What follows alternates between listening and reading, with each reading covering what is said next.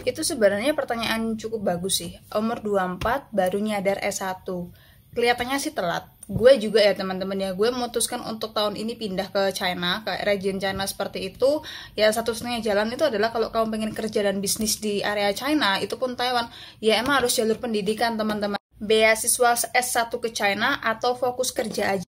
Kalau pekerjaan kamu itu tidak membuat kamu naik kelas, salary kamu segitu-gitu doang, mending kamu memang harus yang namanya keluar kak dari tempat kerja kamu. Atau kamu ambil aja yang namanya universitas terbuka kak. Kalau misalnya kamu tuh nggak mampu ke China, nggak mampu yang namanya kayak apa ya, dari biaya hidup dan juga kayak dari lingkungan, itu mending kalau paling bagus di Indonesia itu ya emang di UT ya, atau juga mungkin kamu bisa yang namanya keep your money untuk les bahasa Mandarin seperti aku 4 tahun yang lalu seperti itu. Tapi kalau S1 ke China itu free beasiswa, aku sarankan ini ya kak. Jadi ini channel YouTube aku teman-teman, gak ada mau apa-apa, cuman aku itu gak bisa yang namanya kayak cerita lebih panjang mengenai hal-hal seputar China atau apapun seperti itu. Makanya aku itu cerita aja di YouTube seperti itu. Nah ini salah satunya 10 rekomendasi kampus China terbaik 2023, survei pelajar 1% China langsung dari Xiaohongshu sama Weibo. Makanya ini bukan tipu-tipu sih, ini langsung dari riset ya masnya ya. Dan gue juga rekomendasiin ini sih kak,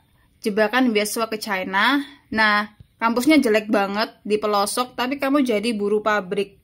Kayak gitu mas, dan digajinya cuma 2 jutaan rupiah. Nah, itu tips aku yang namanya kalau kalian-kalian pengen S1 gratis ke China, coba lihat 10 kampus besar itu teman-teman. Bukannya gue itu kayak tidak memperbolehkan memilih kampus lain itu ya, karena apa? Karena pertama, persaingan di China itu sangat-sangat pelik, sangat-sangat fierce gitu loh, sangat-sangat kayak neraka gitu loh kak ya. Makanya kalau kamu nggak pinter, bahkan kamu nggak sepinter Cina, kamu nggak akan yang namanya bisa survive di China seperti itu. Mostly kampus-kampus yang nakal-nakal itu menggunakan bahasa Inggris, bahasa Mandarinnya tuh kayak nggak dipush dengan baik. Akhirnya ya networking siswa internasionalnya ya segitu-gituan doang, ya bergaul sama orang-orang yang nggak bisa bahasa Mandarin seperti itu. Yang ketiga, lo harus yang namanya pilih kota-kota besar minimal. Kota besar itu ya selain Shanghai, Beijing ya, ada Hangzhou, ada Guangzhou, Wuhan juga bagus teman-teman kotanya. Terus juga ada di daerah-daerah Shenzhen seperti itu.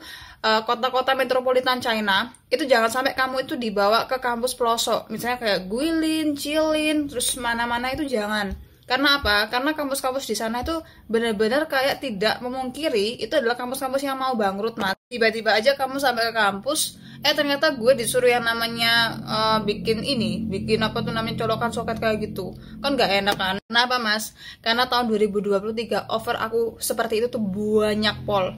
Aku seharusnya tuh tahun 2023 tuh berangkat, tapi karena gue ketipu sama oknum guru, sama juga janji-janji manis orang-orang yang guru les bahasa Mandarin yang kayak gitu, jual kepala untuk yang namanya dapat beasiswa, mereka juga dapat cuan. Makanya hati-hati dengan hal seperti ini.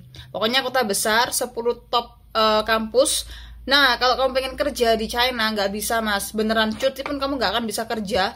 Kamu mending yang namanya ke Taiwan aja, bisa yang namanya S1 kerja itu masih bisa ya mas ya. Jadi gimana menurut kamu?